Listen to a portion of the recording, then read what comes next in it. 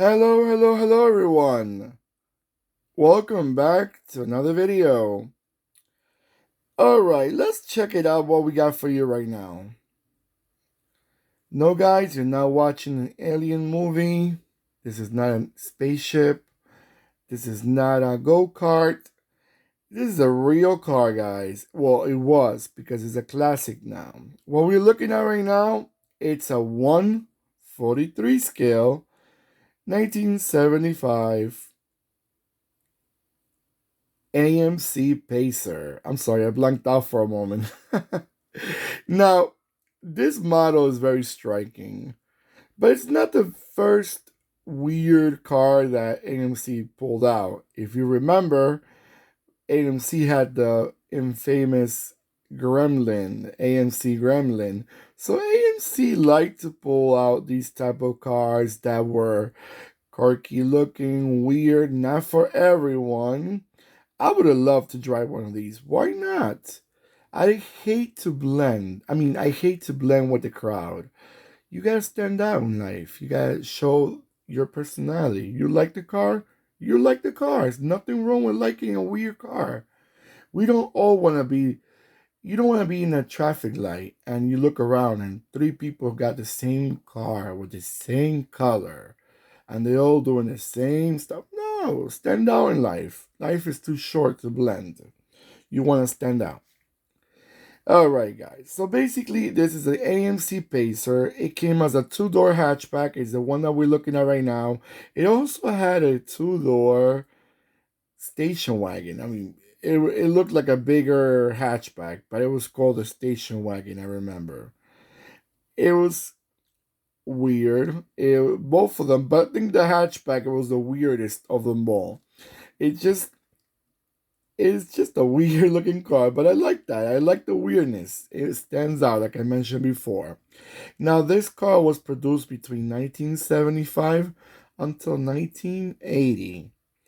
And if you don't know what AMC means, American Motors Corporation, just for the people that are not fully sure about what they really mean by that.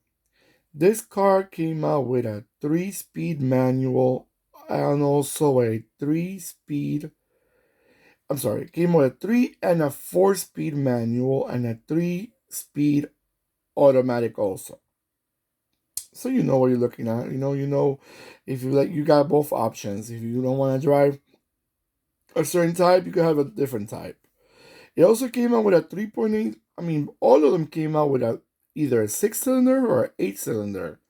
So even though you say, oh, this is not a huge car for American standards, all of them were 6 or 8. Came with a 3.8, 4.2, or a 5.0 V8. That's a big engine for a small car. Rather small car, more or less. It was actually considered a subcompact. No, I'm sorry. It was considered a compact car for American standards. Maybe it was a mid-size for European standards. But I love those two-tone colors that even it goes around like it wraps over the car. It's just very 70s and 80s. They love to give those two-tone colors on almost every vehicle. I think it was a good idea. People like that. Not everyone, but most of the people did like that. And I would say I also liked it. I didn't think it was a bad idea. But I think the car, it was attractive in its own different way. Alright, guys, so I'm gonna let it go around a few times and I'll be right back.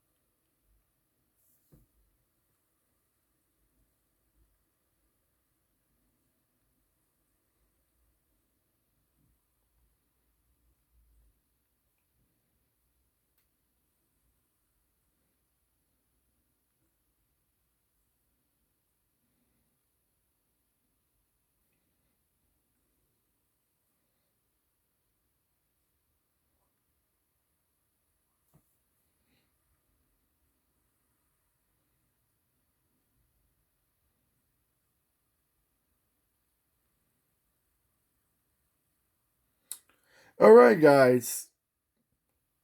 What do you guys think about this car? Would you have bought it when it came on new?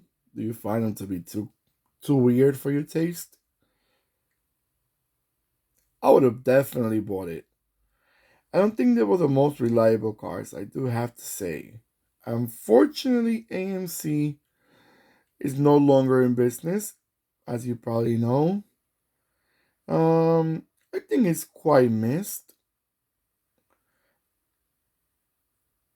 that, no longer. I think it was different, but how many brands are no longer in the market that are missed? I will say quite a few. Only from the American side, AMC, Oldsmobile, Pontiac, at least just to name us a few. But definitely I love how wide it was. It was as wide as you can see in the video. It was a small, wide, low on the ground. This car would have been perfect for youngsters that nowadays they love to tune up their cars because it was low on the ground, hatchback type. But back then they were more into the muscle cars from the racing, more powerful, big cars. So it was different. I think this car came out at the wrong era, or the when people did not like small cars as much as they might like now, even though they're not fanatics. All right, guys. So hopefully you liked the video. Hopefully you can comment below. Have you ever seen these cars in person? Have you ever drove one of these? Were they sold in your country? And yeah, let me know if you've seen them only like right now on a 143 scale. Don't forget to click and subscribe and the bell next to the subscribe button so it will remind you when I'm posting more videos.